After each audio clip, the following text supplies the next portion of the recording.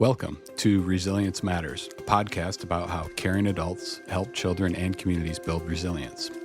In this episode, we're joined by Mitchel Duran, an educator, a former school counselor, and a longtime trainer with Starr. Linda has spent decades helping students understand and respond to grief and trauma. In this episode, Linda shares how her own experiences with loss shaped her commitment to trauma-informed care, and how educators can support students and families during moments of deep grief, including her recent work helping a school community navigate the tragic loss of 2 young students in Central Texas. This conversation is a powerful reminder of the role connection, preparation, and compassionate leadership play in helping communities heal. Let's get into the conversation. Can you start by telling us how you first became connected with Starr and, what drew you to the trauma-informed work in the first place? That's an interesting question, and it's like I said, it might be a little bit long answer, but I'll go through it. Before I started working as a counselor for Rockwall High School in Rockwall, Texas, my twin sister lost her 2-year-old child unexpectedly. And, you know, we found out that people just reacted funny to her, different to her. And of course, I was there and I helped her through it. And of course, I was traumatized too. And then I started working at Rockwall High School. And the very, very first year that I was there was this young man. I'm going to give him a name, Joseph. And he had lost his mother to cancer the summer before. He held her hand when she passed away. And he was very angry. He was angry at the doctors, which were men, at his father, which was a man, at God, which was a man in his viewpoint. And so he was just an angry young man. Now, the women teachers thought he was precious, and the men teachers thought he was the spawn of Satan because he displayed his anger. And I didn't have the skills to help him, but I knew that it had to be somewhere. And so, anyway, he came to me one day and he said, it was back when you could drop out of school at 17. He said, Ms. Duran, you sign this paper, I'm going to drop out of school. And I said, well, no, you're not. And he said, yes, I am. And I said, well, I'm not signing the papers. And he said, well, it really doesn't matter if you sign the papers or not. I can drop out. So I did the very professional thing. I sat down and started crying. And he came over and was patting my back and said, it's going to be okay, Ms. Duran. I said, Joseph, it's not okay. You've lost your mother. You hate men because of it. You've not dealt with it. You're using drugs. You're abusing alcohol and you're dropping out of school. That's not okay. So I guarantee you it was 5 years later. I was driving my kids in and out to tennis, in and out and in and out, driving me crazy. And Joseph in high school had hidden earrings, hair longer than mine. And I saw this real cute young man, crew cut, flat top. He was one of the guards into the Chandler's tennis facility. And he looked at me, he said, Mrs. Duran, do you remember me? And I went, Joseph? And he said yes. And we talked a little bit. He'd gotten his GED and he was going to transfer to Sam Houston, all that. And he said, I never forgot you cared enough to cry for me. Of course, I cried all over again. And by that time, I think I had reached out to what at that time it was the National Institute for Trauma and Loss in Children, and Starr Commonwealth took it under its wing. But I knew after he quit, I said, we got to get some help. And so I started the grief group the next year. And I worked at Rockwall High School for 23 years, and 22 of those years I ran the grief group, which was really a trauma group, if you want to know the truth, because it was a lot more than just grief for any teenager to lose a parent or a sibling. And so then I knew I needed help, and that people offered a lot of stuff, but we got this flyer that they were going to come from Michigan down to San Antonio. San Antonio was going to be 80 degrees. And I thought the only reason they're training down here is they want to get rid of Michigan for a week or two. But that's not true. So they did come down. And of course, we had a snowstorm in San Antonio that week. I jokingly told him he brought the bad weather with it. Yeah. And We've been told that before. What drew me to this was its research-based approach. Mhm. It wasn't just, well, I think this feels good. No, it was we tried this and we did pre and post testing and it worked. It got better. Mhm. People got better. And it wasn't just talking. It was much more than just talking because I knew from working with kids for so many years, you need a lot more than just words. You just do. And so then I started, with the train. I was one of the few educational people down there at the time. At that time, it was mostly social workers and therapists and things like that. And we were sitting at a table and everybody was talking about their clients. And one lady said, "Oh, I'm just so swamped. I have 40 clients. I can hardly work them in and all." And she said, "How many do you have?" And I said, "I have 350 clients." Because at the school, I was a counselor for 350 students. She said, "That's impossible." I said, "Obviously, you don't know anything about public school." But in any case, it's changed a lot, and you guys have really gotten into reaching out to schools where, I always told Shay, I said, "Shay, schools is where the action is. That's where the kids are. And if you get the kids on board, you're gonna get the parents." And so, anyway, that's how I got What started, and this one thing led to another, and I love it because it's works. It's good. what year do you think that was when you first met Shay and Bill Steele? Well, so let's see. I started working at Rockwell High School in the fall of '88. It was probably early '90s when I got some information from them. I'm just guessing. When did you follow through and get certified as a trainer yourself? Oh my gosh. Well, it just went from becoming a specialist to a consultant. And then I think that was probably 2011 that I decided because I was retiring from the school district. And I thought, this would be something good to do about that time. Yeah. Kathy, do you remember when you first met? Oh, geez.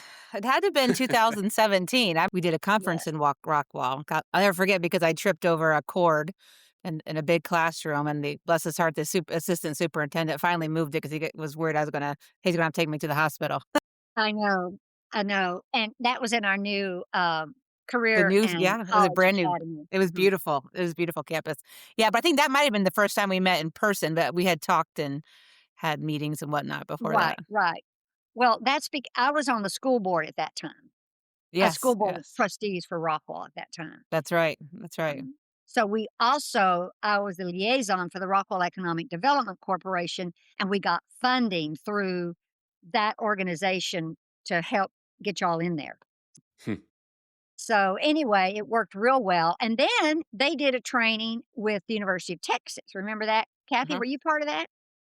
And my Yes. daughter-in-law worked with University of Texas, and so we had an in there, and there was a training through there, which was real good. Yep, the Well, it's conference like was the Monday through Wednesday, and then Thursday and Friday, we did train the trainer at the university.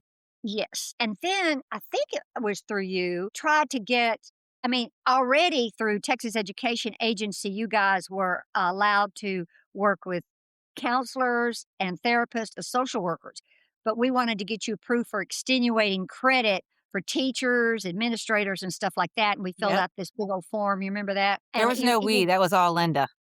no, it wasn't all me, it wasn't all me, There's no we. but I knew I think I knew I knew the jargon that the Texas Education you did. Agency was looking for You to did. help with increased scores and all that stuff, so I knew the Mhm. tricks of the trade, so to speak, Yeah, right. Yeah, but so it Linda wasn't is the reason we have able to get continuing education credits for any educator in Texas. In Texas, that Linda's right. the is Yeah. yeah, so yeah, valuable. yes. Absolutely. Yeah, that's amazing. Well, I'm realizing now I'm sure we could have a whole series of podcast episodes talking to you with the long history working with Starr. I'm sure that, we could go down numerous different, avenues of different conversations we could have. I guess, we were imagining this conversation, we would focus mostly on the more Yes, recent past and the tragic floods in central Texas that came earlier in 2025. And you were contacted from the way how I understand it, you were contacted by St. Rita's Schools. And can you walk us through like how they reached out to you the moment they contacted you and just kind of what was going through your mind when you first heard from them? of course, all of Texas was devastated by these floods, and now my daughter had a son who played on a school with a lot of St. Rita's children. Now, he didn't go to that school, but he played on a baseball team with them. And so there was another mother who was a teacher at the school, and she was talking to my daughter about how devastated they were about because two of their children had been swept away in the floods. And the mother of those two girls had been a teacher there for over 10 years. And it was just heartbreaking. And so my daughter Clarissa said to her friend, well, my mom has dealt with trauma and loss issues for decades, years. It Hmm. was a counselor at Rockwell High School and is a certified trainer through a nationally recognized organization. And so she reached out to the counselor, and through a couple of email invites, they asked me if I would help them.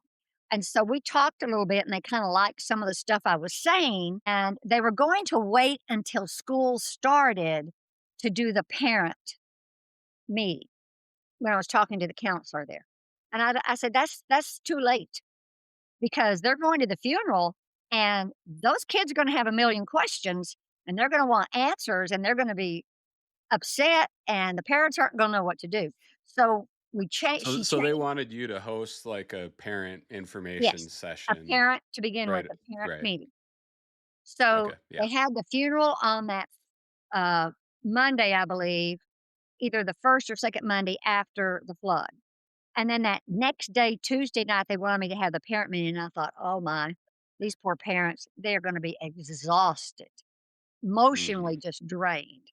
Over 100 people showed up. Now, some of them were Hmm. teachers. What's got me was there was a grandmother sitting with her daughter who had a child that had been missing, but they did find that child.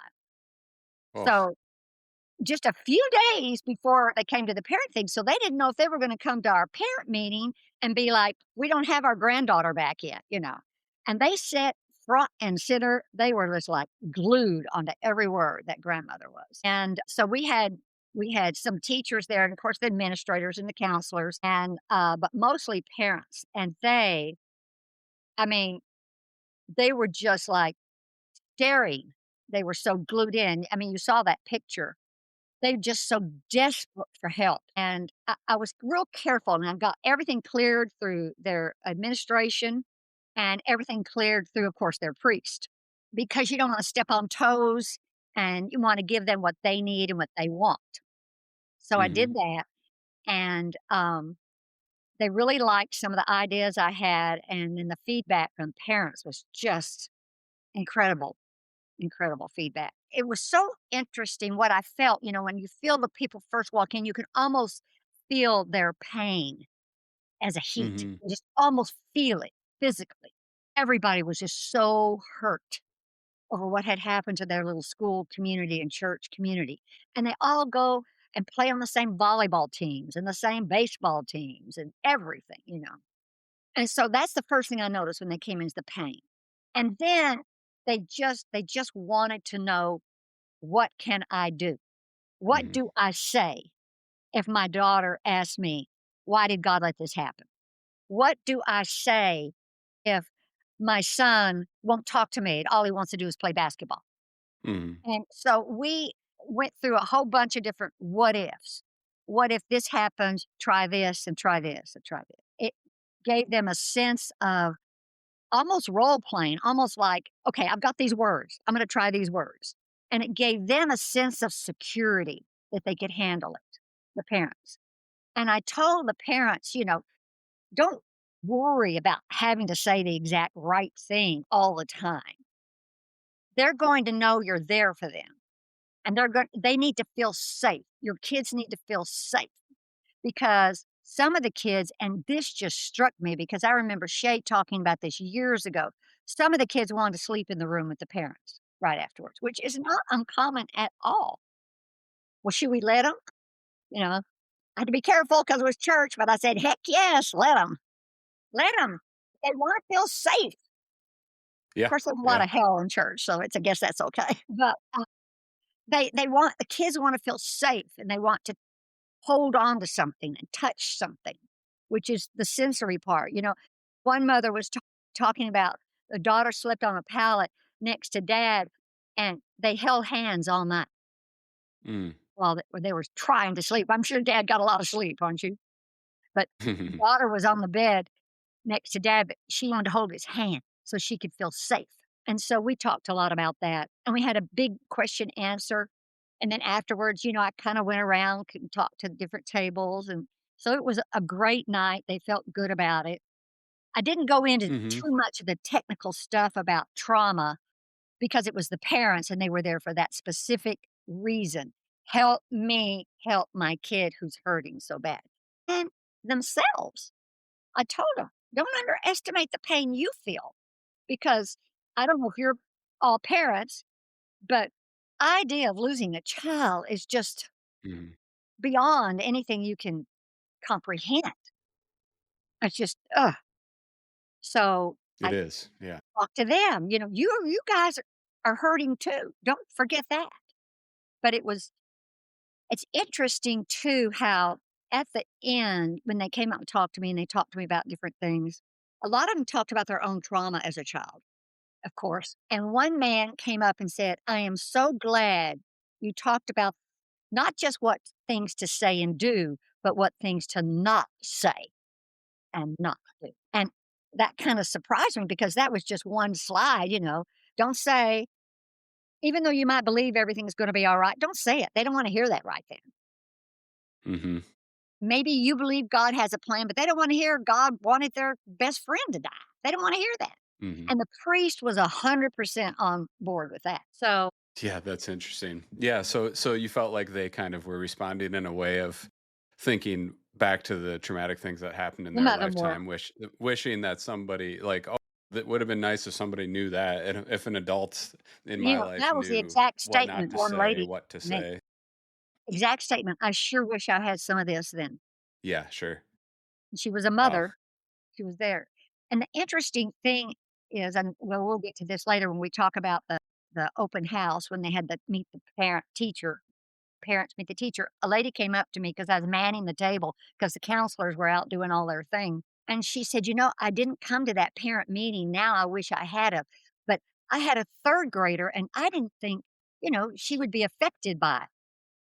She said, but she keeps asking me questions. And of course, they recorded it and put it online. And so that'll help her a little bit. They didn't understand because it was a rising sixth grader and eighth grader. And you might not think you're third grader. You don't want to bring it up if they don't want to bring it up, but they brought it up anyway, as kids will do. Mhm. Absolutely. I'm sure, yeah, all the kids were aware and talking about it and heard their families talking about it, and there's no way somebody could not be aware. Right. Right. Uh, And I was in contact with a lady from Region 10 who was working with the Highland Park system because they also had that.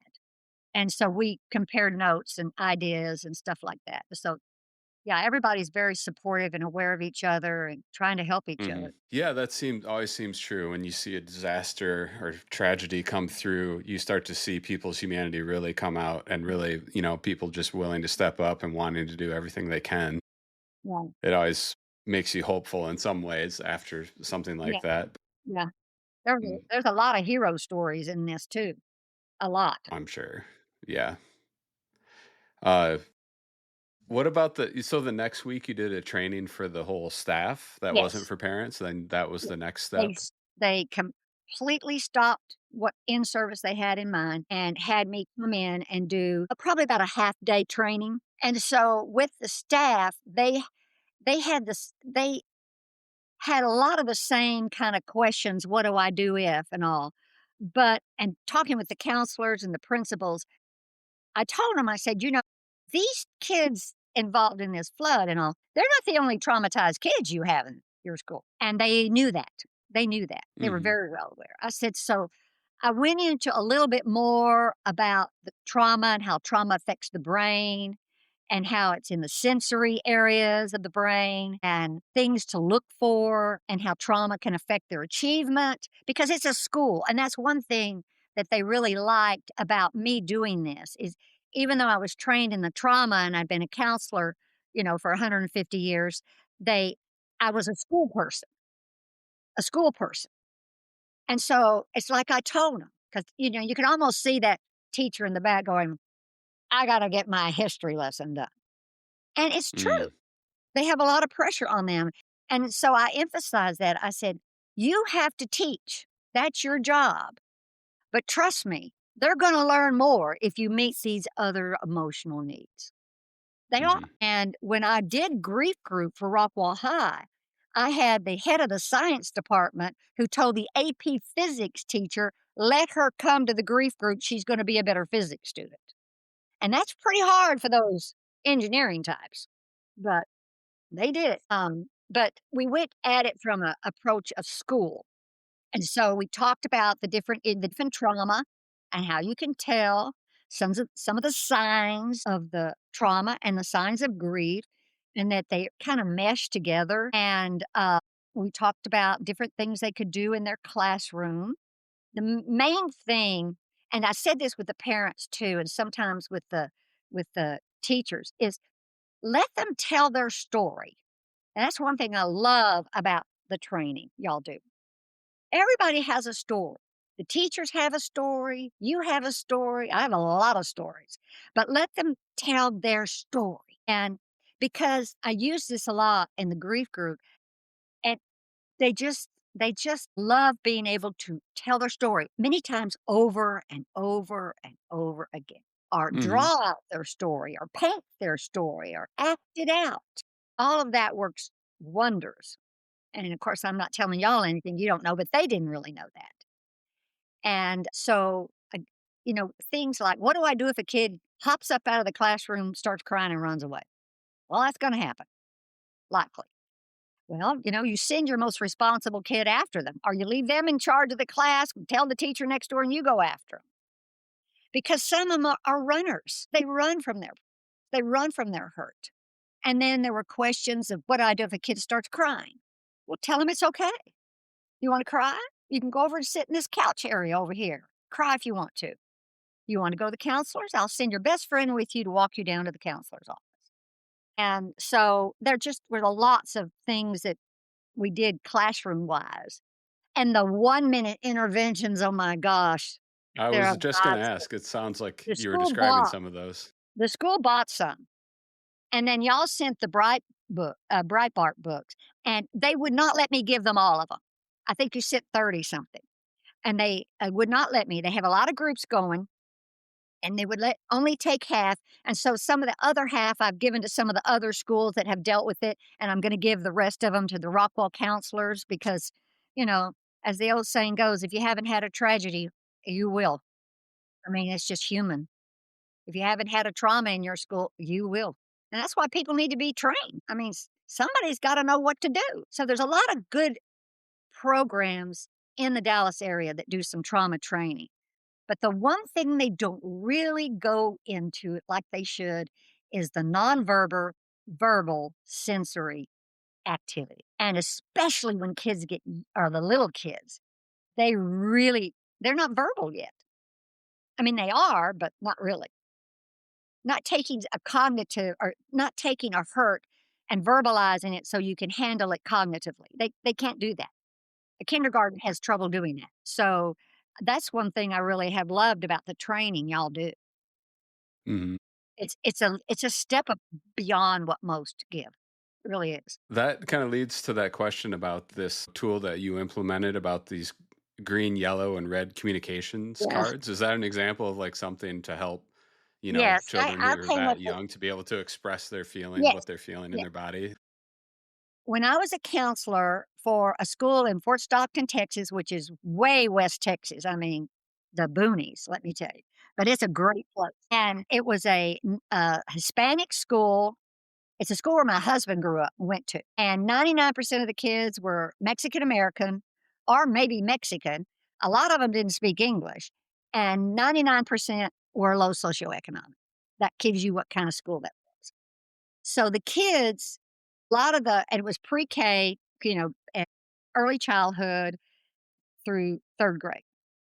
And so a lot of them I was their counselor, and they'd want to come talk to me, but they didn't really know how to go about it. So I started a smiley face buttons, frowny face buttons, and angry face buttons, similar to red, yellow, and green.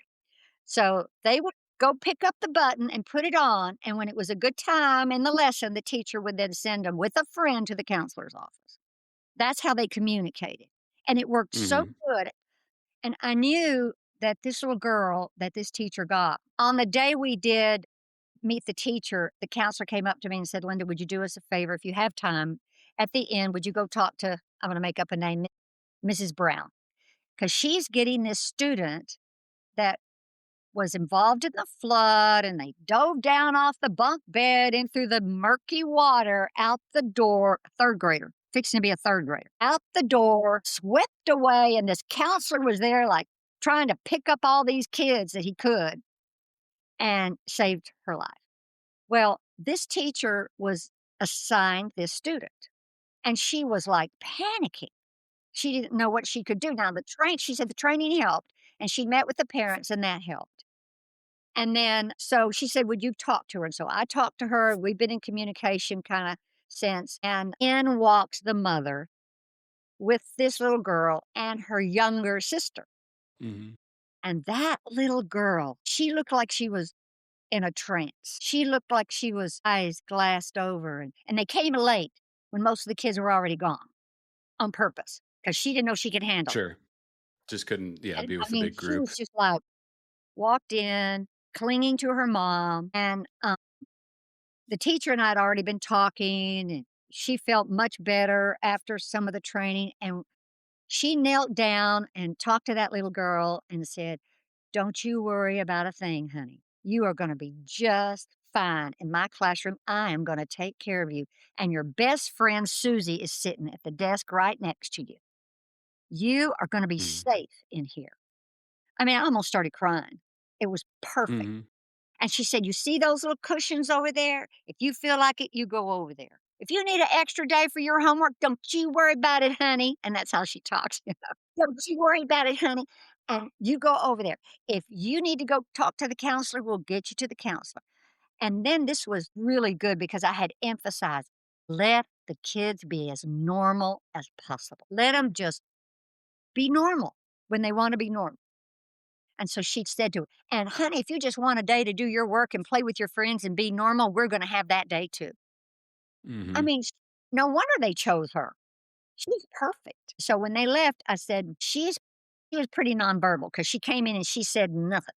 Mom talked, little sister talked, but she did. And so that's when I said, "Get you a card, red, yellow, and green, and tell her when you are in a tough day, you put out red. And then I'll pull you aside and we'll talk about what you need to help you. Mhm.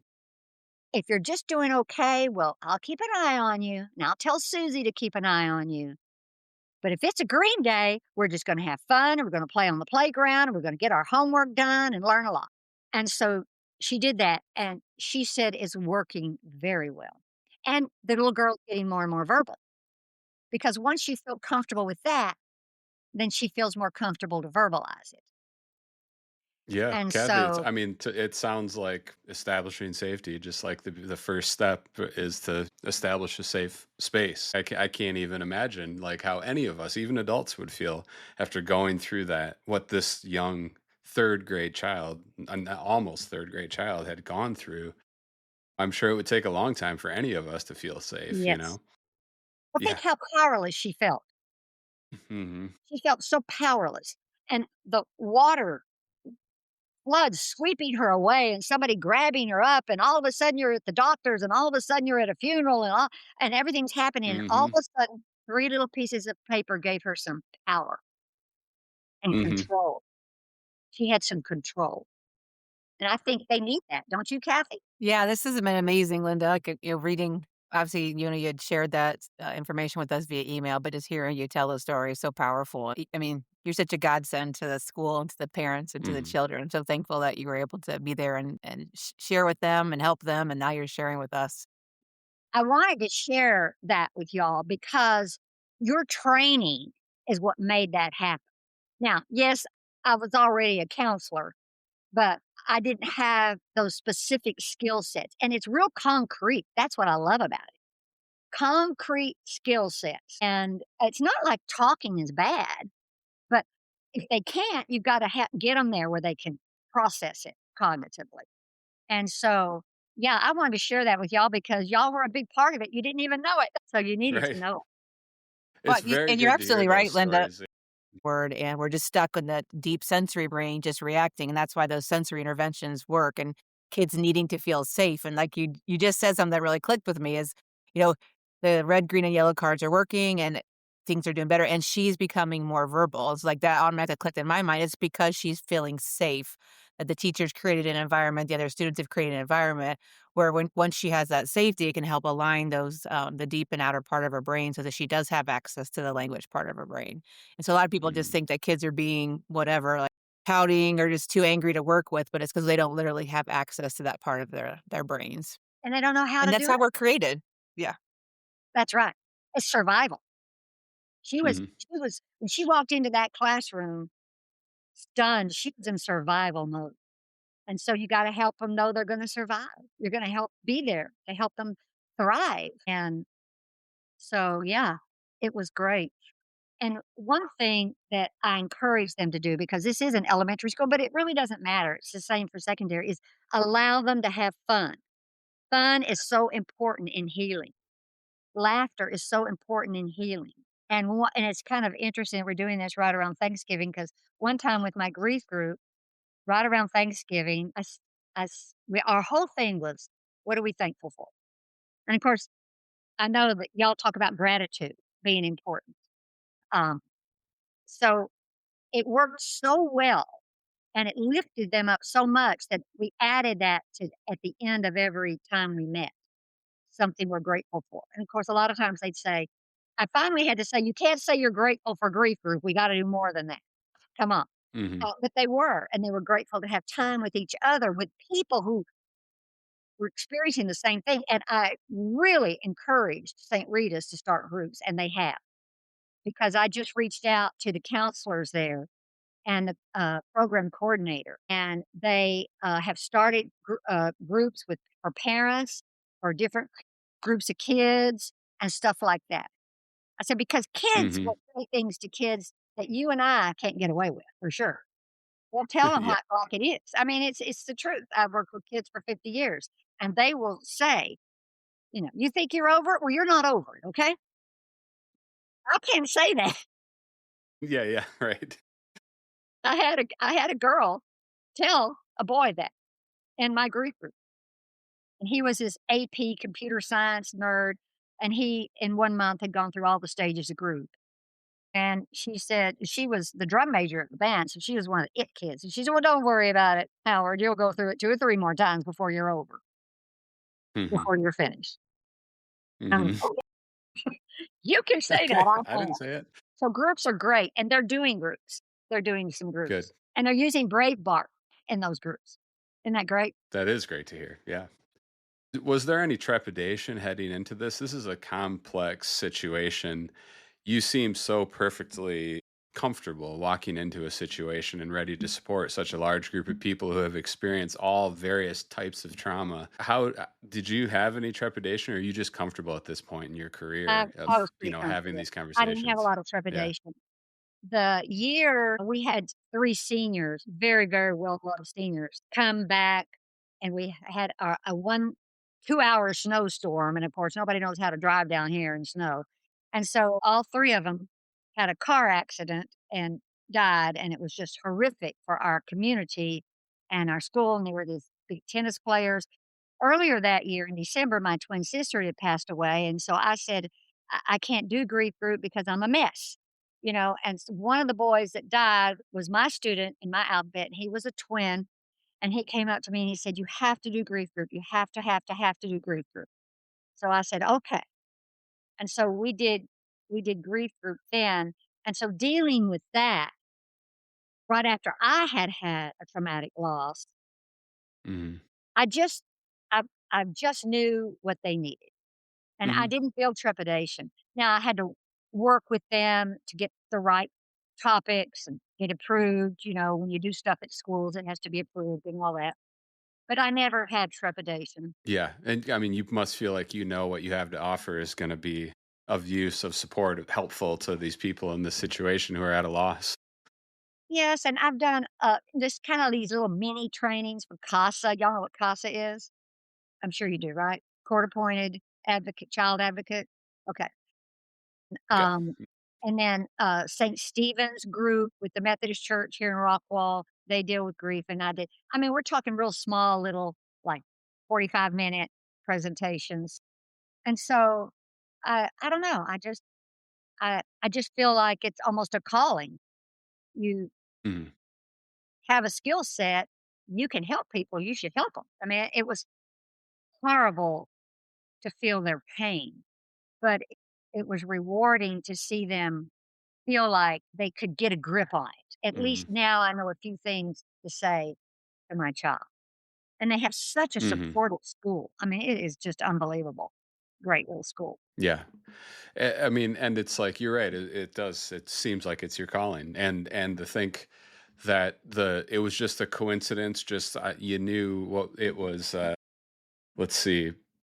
Your daughter's son played soccer on a team. Is that what it was? Yeah. Soccer Yeah. on a team with Baseball, someone from the we school, have to and it get was our just a court direct all coincidence the that you girls. happened to be able. Yeah, Yeah, my grandson played baseball with some of the children but at baseball. on Yeah, the trick team, St. Rita's team. right. And it's just a lucky coincidence that you were Yeah, even connected with the fortunate. school in the first place. So, That's well, either a or, lucky or not. Maybe coincidence it or it's a wasn't just God thing, lucky. one or the other, but I'll take either one. Yeah, exactly. Right, exactly. Either one.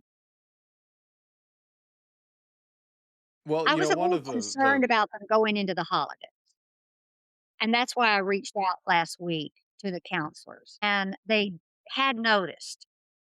They had noticed, which is normal.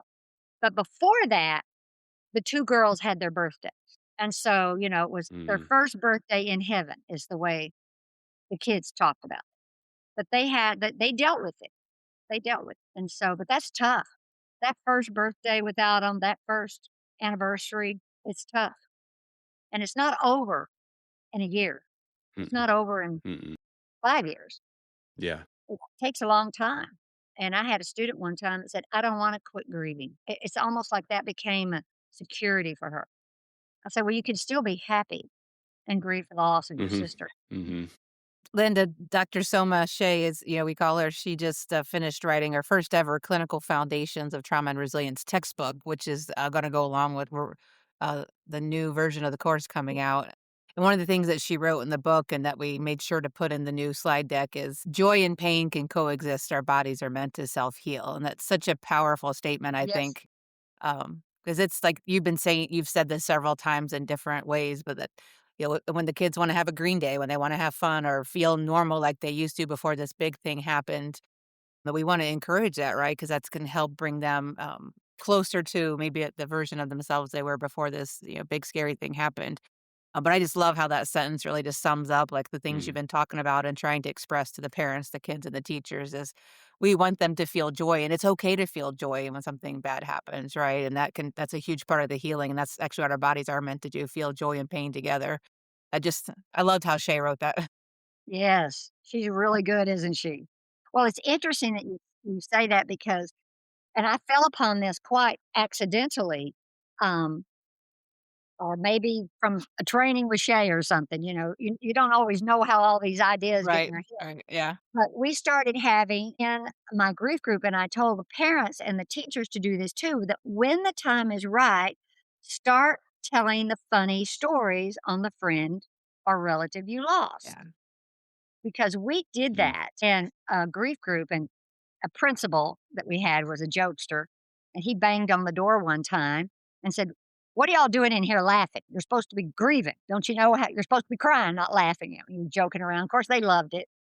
And then I had a student for Halloween once to put on the door, "Dealing with the healing, Mrs. Duran's grief group, bring your own ghost." My god. When you do with high school students, you get dark humor, let me tell you. That's to the joy and the pain side by side, and it's just perfect. And so you'll get a kick out of this. One time it was Christmas, and I said, "Okay, but we're not gonna have, the grief group, dealing with the everybody's busy Christmas." And, "Oh, no, no, you have to have it, you have to have it, you have to." I said, "Okay." So somebody brought cookies. But I said, "We'll make it just a real short one, easy." None of the girls came because they were all organizing the parties all over the school, how girls are. Mm. The boys came because they wanted to eat cookies. Boys will come to anything if there's food. I'm not kidding. That's not an exaggeration. So, they came, and it was mostly athletes, and one of the boys is just to give you an idea, one of the boys ended up being drafted by the New York Yankees right out of high school into their farm team, so that tells you the level of athlete, Mhm. and they were discussing what was more important, being a receiver or being a defensive guy. Well, when you're a receiver, you're vulnerable. When you're a defensive guy, you don't know where they're going, and they argued back and forth, and the whole that's all we talked about the whole time. Those 2 boys came back to me afterwards and said, "Mr. Rock, that's the best grief group we ever had." And all they talked about was football. But that's the joy, the normalcy, and you're safe in here to act like you really are having fun again. You don't have to feel guilty. And so that's the Mhm. joy with the pain, and it's perfect, and the way Shay says it, unsurprisingly, is beautiful. It's almost poetry. Mhm. But yeah, so and that's what I emphasize to those teachers. There's lots of other kids with lots of other trauma in your school. And so Mhm. I teach at KD Conservatory, College of Film and Dramatic Arts. Sounds like a big name, but it's a small little college. And they have an acting program, a musical theater program, and a film production. It draws a lot of kids with a lot of issues. It does. It does. So we did an in-service on that too. I forgot about that. Did an in-service. That's just short, but still, just to get them some ideas. That kid might not really be mad at you. He might just be hurting. Mhm. It brings a lot of kids with learning disabilities too, but that's another area. Yeah, right. So, I mean, that's kind of like makes me you're just making the point. It's not only like kids need this support after a tragedy that happens in the community. People are carrying all sorts of traumas, different types of trauma with them every single day, every single student. What you would want most educators and caregivers listening to understand about the support that children need after a tragedy, a traumatic event, how important it is to have the right tools and intervene at the right time when children are experiencing these feelings. A lot of people want to help, they just don't know how. And Yes. I really, I believe that schools should always have somebody on staff that is very trauma informed. And that way, that person can reach out when something happens, or even I used to call it bootleg ideas in teacher in service classes or just faculty meetings. Just throw out an idea once a week, once a month, email everybody. If you see this, it might be this. You need somebody who really is kind of trained in trauma to know what to do and to be a resource person for the school and the community. What I wasn't just doing stuff for the community. I did a little thing for CASA, a little thing for St. Stephen's in the Methodist Church. It's just you need people that just have enough information. And when something happens, they need to reach out. They need to reach out um, to the different schools. One time over in Fort Worth, somebody went into a church and shot up, and that was before it was common practice. And so, at our particular church, I said, "Hey, if you want me to get with the kids, if we need to talk about this, we can." So the person who's trained needs to reach out, and then people just need to be aware that they need guidance in that. It's not like therapy, and you don't need to be worried that you're always going to say the wrong thing because you probably will sometime. But you need to know where to go to get help. Mhm. It's kind of like, and I say this all the time: if you fell and broke your leg, people wouldn't tell you, "Well, just get over it." Exactly. Yep. They would say, "Well, just get up so you can walk on it." It'd Mhm. just be stupid. And people have pain for a reason. It's telling you to do something. And so I would tell people, if you have pain, get help for whatever pain that is. Mhm. And, Yeah, absolutely. Yeah. schools need to realize how important it is that they have somebody trained. Not just one. I would recommend every school have a counselor or teacher, somebody trained. And I But really liked I your believe in focus that. on not always talking, but getting kids into that sensory space or doing things. And so many times I have so many visuals when I say that about kid acting out, and instead of being curious as to why they're acting out or like what's happening or has happened to that child, we go into our adult tirades and start like yelling and lecturing and pointing fingers. And that's one of the worst things we can do when a kid is experiencing stress or trauma. That they need to, have that sensory based activity, even just like walking or, Yes. fidgeting with something to help get those stress hormones out of their body. And I think a lot of times we just repeat, how we were raised or what we saw in schools Well, that's because growing we up. know. And That's what we know. yeah, And that's why I we need to learn appreciated something your new. You know who's good at your this? Of course, the attention art to that. teachers. The art teachers are great at this stuff. Yes, The they are. music teachers and theater, and those coaches, oh my gosh, they're good at it.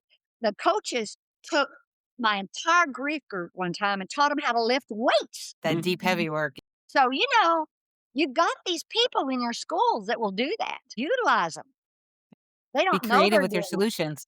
Yeah, but you're so right. Even with my granddaughter, when she was about 3 years old, she was just acting up. And they didn't know why. They didn't know why. Hey, put some pencils, crayons, and paper in front of her, and before you know it, you know why.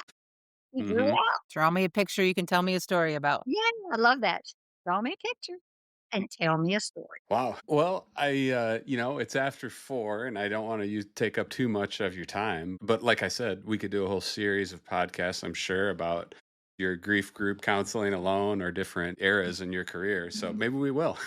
Maybe we'll come back and ask to do another conversation down the road. Okay. Anything y'all need. I mean, y'all have helped me Yeah. so much. And you always give me all kinds of materials and lots of freebies, and I appreciate it. We appreciate all that you've done for us. It's been a good combination. The Thanks way it goes. again. It's so great to hear the stories, especially for all of us who are working over behind the scenes over here and just to know I'll like bet.